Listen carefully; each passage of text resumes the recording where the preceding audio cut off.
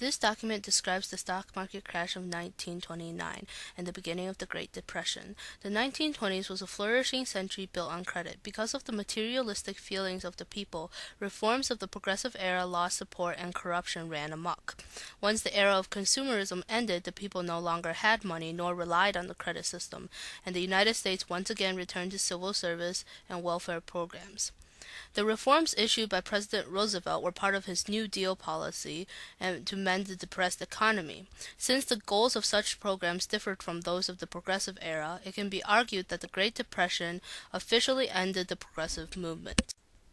Outside info includes Hoover's laissez-faire policy, the bonus army, Hoover Dam, FDR's New Deal policy, including the Emergency Banking Act, Federal Reserve System, Federal Deposit Insurance Corporation, National Industry Recovery Act, and National Recovery Administration.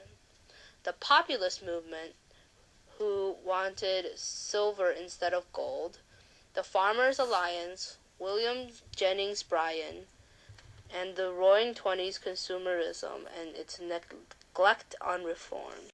This graph shows the gross domestic product of the U.S. from 1920 to 1940. The graph shows the consumerism of the 1920s followed by the sharp decline of the Great Depression and the economic recovery under Roosevelt's New Deal policy in the mid-30s.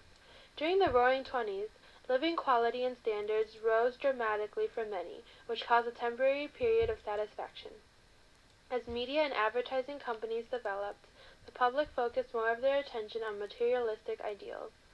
Following the public interests, politicians also began to veer away from political and social reform.